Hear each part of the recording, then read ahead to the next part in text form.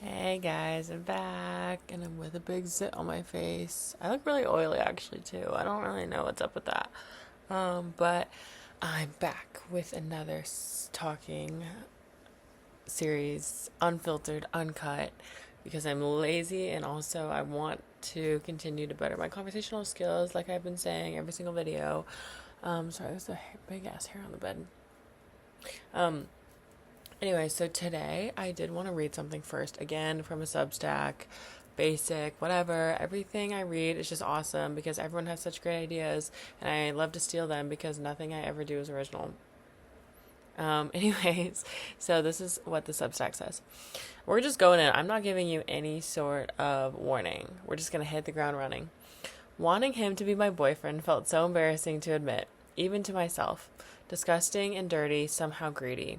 That in a generation of disposable everything, where your straw dissolves before you even finish drinking, and where it's not cool even to have a favorite restaurant, I wanted something biblical, something historic. I've dedicated years of my life to seem like this might not be true, mainly by dating people I didn't really like, keeping the other side of me guarded behind a thinly veiled pretense of nonchalance. Lying to myself that I didn't care, that I had no feelings, and that if you cut me open, I wouldn't bleed blood. But despite that curated personality and friends that are at that. Despite that curated personality and friends that are experts at it, I have a ribbon of pathetic romanticism running through me. Oh my god. Okay, so I don't agree with like everything in the statement as as annoying I am. But I do agree with the ending of it. That is like you cut me open, I wouldn't bleed blood. It's like another similar quote that I read that was like, I pressed down on my bruise expecting it not to hurt or something. Like I have seen a lot of these lines of people just like doing not self-deprecating but like self-sabotaging things and expecting a good outcome, and I have definitely been there, like through and through. I have been there, and it's so annoying because like even when I tried to like go to therapy for it, not for that reason. I went to therapy trying to talk about all my problems, and like I could come up with every single solution except like the ability to follow through with those solutions. And I know that it's like the saying is like easier said than done, and that's just like completely what I have felt for like the past like I think year 2 years of my life. Like there have just been so many like situations that remind me of how I definitely could, like hindsight is also 2020. You look back and everything is like rose colored glasses, but like it's so true. Like even now I'm sitting through something that I know I could easily escape, but it's just too hard to choose that other option and to let go of that part of myself to seek something that is better for me and more healthy. um and like I think at some point I'm gonna have to grow out of that. And right now I'm just labeling like, oh, it's okay because I'm like in my early 20s. But like I think this is where you kind of build those patterns and you really figure out that like the mistakes you're making aren't like you can't fix them unless you're actually gonna make the effort towards fixing them. And that's easier said than done. Obviously, here I am again saying that, but like it's so true. Like everything is I was gonna say everything is romantic. It's true, but now since I've like dug that hole pretty far deep, that I don't know if I can say that anymore. Um, something else that I didn't exactly agree with in this is that I have the quote said, I have dedicated years of my life trying to seem like this might not be true, mainly by dating people I didn't really like. Um, well, first off, I have never dated anyone that I didn't like. Like everyone I have dated, I have truly liked to an extent. Even like the situationships I've had, I've liked them. Like I can't get past like the mental block that people like date people they don't like. Like sometimes when you like go into like you see other people in a relationship and you're like, wow, they don't even like each other. Like I don't know really what's happening. Like how do you even get to that stage? Like I don't know how you even start a romantic relationship with someone or a relationship in general with someone if you can't like them. Like I that's like a big thing for me also, cuz like I I see a lot of my romantic relationships blooming from platonic relationships. And I know that's not exactly how a lot of people work, and I respect our differences, but I like from my perspective and how I desire other people romantically, I can't get even in that stage of liking someone romantically if I can't like them in a platonic way. Like it just would not mesh. And I think that's also where I don't exactly like put looks over how I get along with them, I would say. Yeah, I'm not exactly sure where I was going to go with that. Not saying that everyone I dated is ugly, because none of them were. And even all the situationships I had, like, none of them were ugly. In fact, a lot of them are very good looking. It just happened to be like that they're also very nice and very good. No, okay, I'm getting off track. But, yeah, I also wanted to talk about how the line that was like in a generation where disposable everything, where your straw dissolves before you've even finished drinking. Um, I like completely agree with this. I was watching a video earlier on like this like light bulb that like goes on forever, that has been on for like literally like decades. And I was watching this and I was like, yeah, why don't we like make things that are more sustainable for our future? But then I realized that it's because everyone, like, it's not a good business opportunity for anyone if we make everything sustainable, because this world is run by money and greed and power. And if we can't kind of get over ourselves to realize that when we make things more sustainable, we're making our lives easier, we've always just made like these shortcuts, like these heuristics that like everything is so much easier when we just like look for opportunities to make money and to just continue with our self-centered, selfish lives, where the rich get richer and the poor get poorer. Like, I'm not gonna go on this big like socialist rant right now, but like it kind of feels like I'm going that way. But I was talking about recycling too about the other day, and like my friends were like, "Oh, why didn't you recycle that?" I'm like, recycling is a myth. Like, I should recycle, but it doesn't really matter what I do, because a lot of the cities don't even, like, everything gets sent to the same place. Like, why am I like racking our brain? Why are we like making plastic straws when like people are taking jets to go 5 minutes? Like, it's just so pissing off. Yeah. So I don't really know.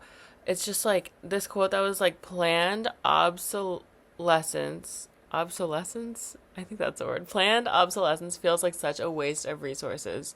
The physical and chemical waste of disposable or intentionally short lived items is one of the greatest ecological and economic challenges of our time. Like, yes, say it with your chest. Like, it's so annoying. And I just can't, like, I don't know. I just want to live more simply, just to spite everyone who has so much greed and so much like, and I know that's probably not the like the best way to go about it, like to live simply. Like, you want to live simply for the purpose of battling overconsumption. Just like having less things is always, in my mind, it leads to happier, simpler lifestyles that aren't really like complicated with a bunch of like unnecessary items that you're going to throw away or toss in a year. Like, I want to be like Henry David Thoreau, going in the woods for 2 years, 2 months, and 2 days, and not speaking to like anyone other than like the townspeople. Like, I just want, and I don't know if I like want, I don't want to say this is like an aesthetic thing, because you know how, oh my god, everything just has to be an aesthetic. Everything has to be a stupid little trend online. We can't just live a simple goddamn life without like it being associated with the trend. But I just want to be able to live simply, like within my means, having great people that I stay in touch with, but not having so many things. Like, there's so much beauty in not having everything at the touch of your fingertips. Just like expecting things to be sometimes uncomfortable and just kind of like dealing with it. There was another quote that I read recently that was just kind of like, is it really like a huge pressing matter, or are you just like a little bit uncomfortable? And that's something that I have been reflecting on recently, about like just simple things. Like, my stupid fucking Bluetooth in the car wasn't working, and I'm like, this is so annoying. Like, I was pissed about it for like a few minutes, but I'm like, I'm just like uncomfortable. Like, this is not a life or death situation. Like, and not, the world isn't gonna blow up if I don't like, I don't know. That's such a selfish and like horrible example to use. It makes me feel like an idiot, because I should feel like an idiot for that. Like, you should fully clown me for that. Like, it's just stupid. And so like that kind of brings me back to like touching grass, going outside, just doing things that will make you happier in the long run, and not like relying on these short-term expenses to make yourself happy, because they're not fulfilling. I just like, I don't know how people find these things fulfilling. But anyways, I don't know really where I started with that. I think where I was going with that was that recycling is a myth, but now I don't really like, Uh, exactly. No, it's just kind of like simple things that I'm ranting about. But another thing that this article reminded me of is when I was talking with my friend recently about Hinge. Everything is about online dating. You can't like meet anyone in person anymore. Everything has to be done through an app. That's how like the young people do it these days. When no one's just gonna go up to you at a bar anymore and ask for your number. Like, of course they're not. If you're just gonna keep perpetuating that idea of like, and no one is gonna meet naturally anymore. Like, oh my god, there are plenty of people that I know who have met just through like small conversations that lead into huge grand like romances. And it's just annoying because like I have been a fair I've spent a fair amount of time on Hinge. I've spent a fair amount of time on Tinder. Like, these are things that I will willingly admit, but it's only like I went into it with the mindset of like, these are just experiences that I want to have to better myself, open myself up to new places, open myself up to new people. I think getting to know other people is just one of the greatest like beauties in life within itself. And I think that now dating apps are getting such a bad rap because the way that people are approaching it is just so not what it's intended for. And I don't want to like assume everyone's intentions going into these dating apps, and I'm not the creator of any of these dating apps, but like the way that you approach dating apps, I just think depends on your age. Like, and just like your frontal lobe development, I think a little bit too. Like, I do not like bash anyone for hookup.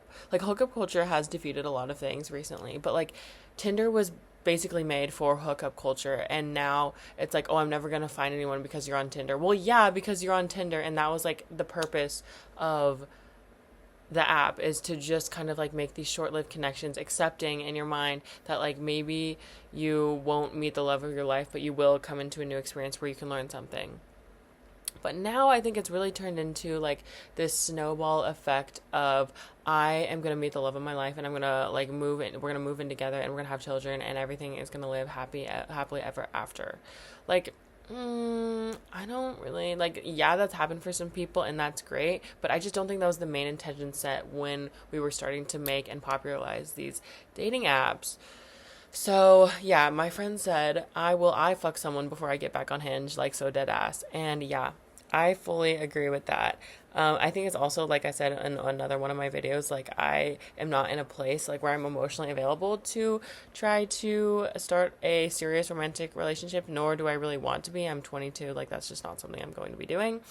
But, yeah, it's like, it feels just very far out there to even try to get back on a dating app, because I'm just so girl boss focused on my career, but it's like, no, I really could give less than two shits unless I just want to have like a fun night with someone, you know? Like, I'm not looking to do anything super serious, and I don't know why. Maybe it's just the people or the place I'm surrounded by, but everyone just seems like they're looking for a life partner. That's awesome.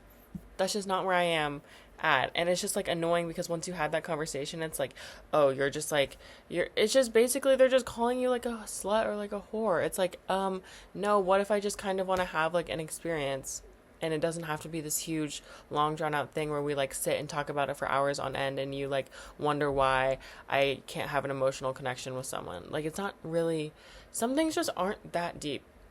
And I think that's another thing that society is like turning on, you know? Things just always have to have some like big, huge, deeper meaning. And it's great to think about those things intellectually, to reflect on yourself. But to do that for other people, it's like, why are you psychoanalyzing every single little detail that is going on? Some things just like you have to take them at surface value. And I think that's what a lot of women kind of not misunderstand about men, because I don't want to call men misunderstood. It's just like, I think it's an assumption that like, oh, they must have this like deeply rooted like emotional stunted like frontal cortex, but like, no, they just didn't really think about things that deeply.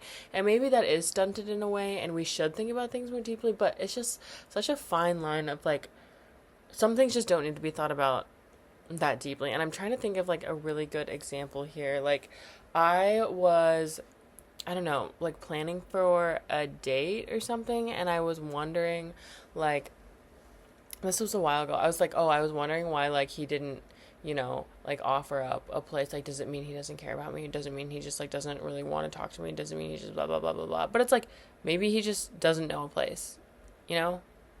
Like that's just a stupid example, but it's like some like men. I'm gonna make this a gender thing, but men just sometimes don't think that far. Like women are very meticulous in the way that they interact with other people. I think that's just what I have experienced through my female friendships, and men just like and through my male friendships, it's just like men just sometimes aren't the same, and that's just like a difference in personality rather than making it like this huge blown out like um deeply personalized attack on their character. um I don't know, that's just something I was also thinking about. So yeah, I don't know what else where I was going with it. I have been reading a book called Why Men Hate Women or something like that. But I have been learning a lot about incel culture because the show Adolescence just recently came out, and I really, really ate that up, which is also kind of like an inspiration of why I just do these really long takes, because the whole show was made in like, no, I shouldn't compare this to like a very put together show. I really shouldn't. So Adolescence is a show on how easily children, specifically men, fall into traps online where they become very radicalized, more right leaning than anything, and kind of fall into these alt right groups where they just like have intense discourse about violence against women. And so I have been thinking about this a lot. Just because I was never exposed to these sort of groups directly. And I think that's what the book was basically trying to tell you. Like, it's not this individualized event, this like freak um, event that happens. It's actually like a deeply rooted and like connected issue across multiple countries and multiple platforms, and mainly in the US, where a lot of this hate speech goes on. Like these types of conversations around women's bodies, women's rights, even calling women women. They call them foids, I think, which is like female humanoid, because apparently the word woman carries too much humanistic characteristic qualities. They just like group women and men, and they just have these intense discussions about why 80% of men have no how 20% of men have sex with 80% of the women. And it makes them, the book is explaining this, it makes them have this underdog perspective of like they're obviously deserving of more respect from women, and they're deserving of all this power held over women because of like biological differences, because of historical differences, and just now cultural like divides that are happening between these two races. And it's just scary. I mean, a lot of violence against women have been happening in other countries that we probably don't know about. um, it's just like scary for me just to read about all these things, because it's like I like to give people the benefit of the doubt. And when I hear how easily children are impressionable and how easy they are turned against certain groups, it's just like I wish that we all could just kind of go back to how it was when we were kids, where no one like had all of these like learned judgments against each other that are just like so detrimental to each other's character, and how like look how far we've gotten with how much hate we've had in the world. Like I don't want to be all peace, love, nature, like we should all get along, but it's just so sad to be seeing all of these comments. And I hate to even use that word sad, because it's like infuriating. It's perverse. Like it's to get to that level of sadness that turns into like pure hatred towards another gender is just like scary, and it's terrifying how the internet can do that to people. And it's also more terrifying how we do that to each other in person. And I think that's kind of where all of this started, like a lot of men just felt ostracized. And I mean, I don't want to speak for men, it's just apparently a lot of men have felt very ostracized, alone. And I am not sure how we fix that. And I think I just read an article in the New York Times that was kind of saying the same thing about men, that we're underservicing the male and boy population, in the US at least, where a lot of them aren't like developing as, I don't know, I don't want to say like I'm a scientist, but I'm going to link the New York Times article because it was just like we're failing a lot of men right now. Suicide rates, just ability to educate on different changes that are happening, like puberty. Like, I just think that the American educate, like, again, this is just kind of like a big socialist rant, but it just goes into like systemic and systematic biases that have infiltrated a lot of our institutions right now, and we can't seem to really escape that cycle. And it's kind of really hard to deal with that as just an individual person when like it's the group that needs changing, and all you can really do is kind of sit there and read the statistics and be sad and upset about it, and like educate people where you can. So it's just a big long rant of me just complaining, but I don't really know what else I was going to say about violence against women, except that I have, like many women, we have all, sorry, I'm cleaning my ear, we have all experienced some sort of violence, whether it was physical violence, whether you have heard about violence on the news towards women, whether you have read about it, whether your friend has gone through it, all the yada yada yada things. But a lot of it, the stuff that kind of impacts me the most, I think, so far in my life about violence towards women is not even the outright like physical or like emotional violence that I have gone through in like a relationship. It's like the stuff that flies under the radar that just like builds up over time. Like a sly comment here or there about a woman's body. Like, I would find that to be the most violent thing that has like stuck with me for a very long time. Like, the way that men comment on women's bodies, like, I don't really know what else to say about it other than like it makes me want to puke. And I don't know why that has stuck with me for so long. It's just kind of like that subtle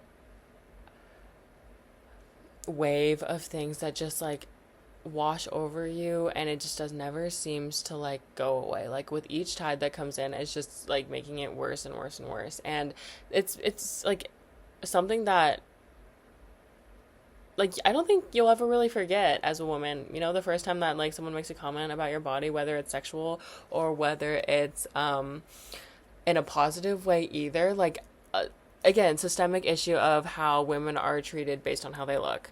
And simple comments like that is how a lot of things start. You get looked at a certain way, and then you kind of like derive a lot of meaning from the way that you're perceived by specifically men. And I think Madeline Argy was also, like, I'm obsessed with Madeline Argy, but she was also talking about how she feels most feminine when men notice certain qualities about her.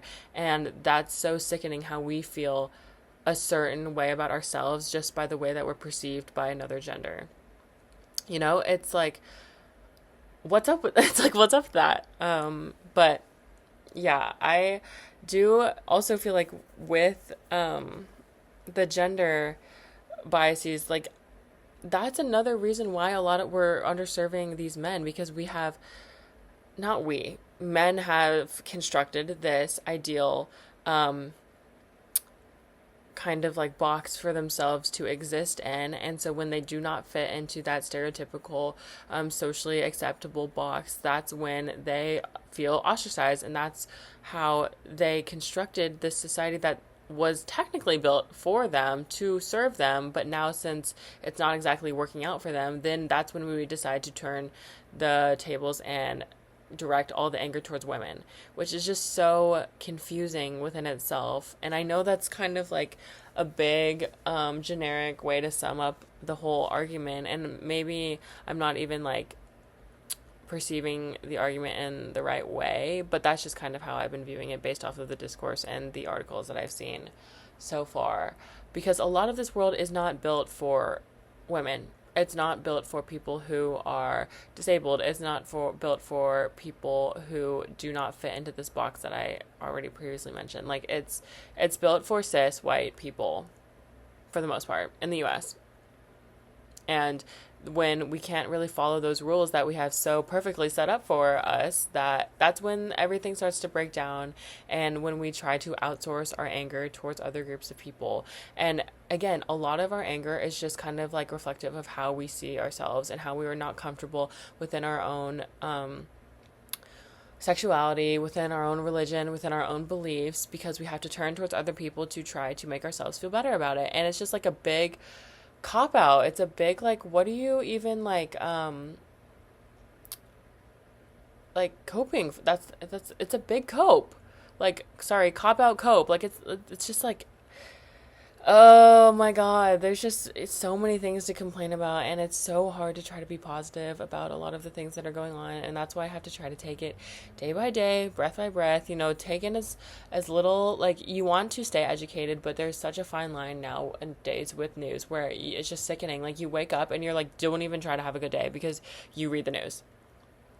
And I don't know how to get over a lot of the things that I read or that I've seen, or personally experienced, because, like I said, it's